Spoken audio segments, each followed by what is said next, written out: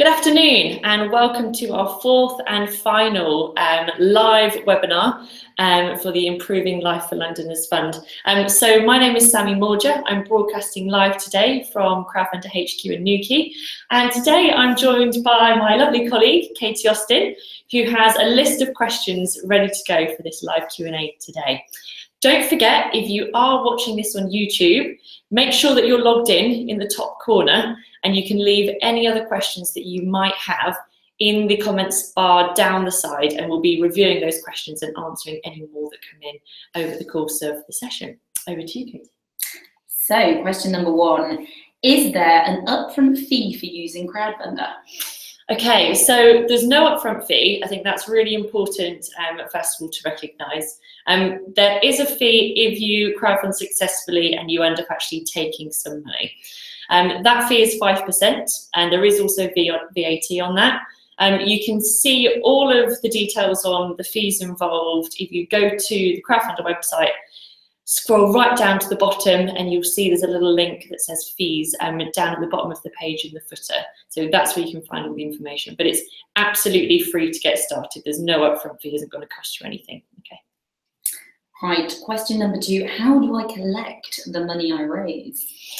Okay, so this one there's a couple of different answers for. It depends on how you set your project up. So you have two options when you're setting up your project on Crowdfunder. You can opt to collect money via PayPal, which we all sort of heard of and recognise, or you can collect money via a credit or debit card payments. The company that we actually use to collect those payments is called Stripe, which you may or may not have heard of. But if you've ever bought anything online, you've probably used Stripe because everyone uses it. Mm-hmm. So when you're setting up your project, you can choose one of them, or you can choose both of them. It's entirely up to you. That means, of course, that when your project finishes successfully, that's when you receive all of the money. So you don't get it before then. It's when the project closes successfully. With PayPal, it goes into your PayPal account. With the credit and debit cards one, it goes through that account. And it's usually really quick. It's sort of 24 hours maximum. Again, any questions at all on kind of the finer details of how that payment process works, there's loads more info in our FAQs, so do have a look there. Okay, question number three, do I need to be in London to apply for extra funding? Okay, so you do need to be in London to apply for some funds, but not for others. So we've been focusing specifically on a couple of funds, on the Improving Life for Londoners Fund, which is with City Bridge Trust and Trust for London. So you do need to be an organisation that is based and working in London in order to be eligible for that fund. Similarly, there are other funds that are London-based in specific places around London, and also the Origin Housing Fund. There is a part of that which is relevant for projects in London. Mm-hmm. That said, if you're not in London, there's lots of funds that we have which might be right for you. So we have funds in places like Birmingham or Frome or Dorset, or even up in Scotland. So have a peek and see if there's one of those. We do also have some national funds where it doesn't matter where you're based. Particularly one that's just launched, which is really exciting, is the Santander Changemaker Fund. So if you head to crowdfunder.co.uk/funds, that's where you can see the full list, and you can see all the funds on there. Okay, thanks. Okay, question number four, how can I find out if my project is eligible for extra funding? Well, that actually leads on really nicely from what I was just talking about. So if you go to that same page, /funds, really easy to remember. You'll see all the funds listed there, and underneath each one, there's a bit that says, read more about the fund, and then you can check the full criteria. So it's really clear exactly what it is you need to be doing, all of the criteria that you need to meet in order to be eligible. It's really quick and simple. Right. And question number five, I don't have Facebook. Does that matter? You don't have Facebook, okay. It's not necessarily a problem if you don't have Facebook. What I would say is that Facebook is a really heavyweight tool in crowdfunding, actually.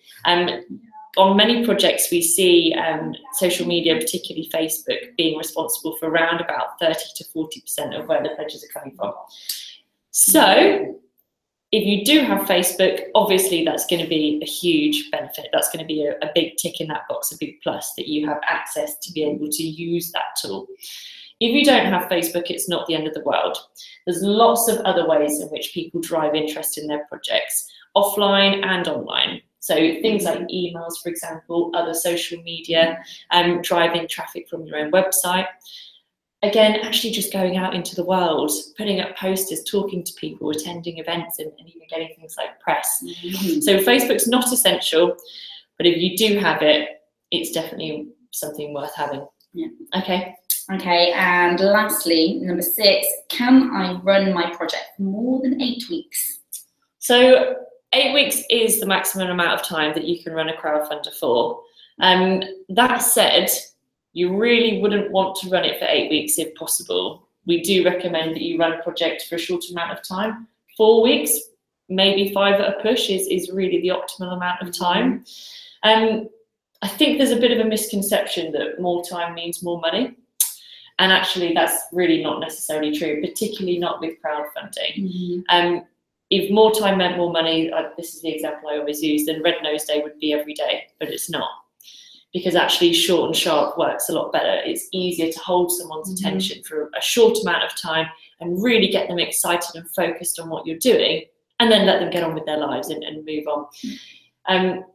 Really, that's very much kind of the strategic way to think about a crowdfunding project.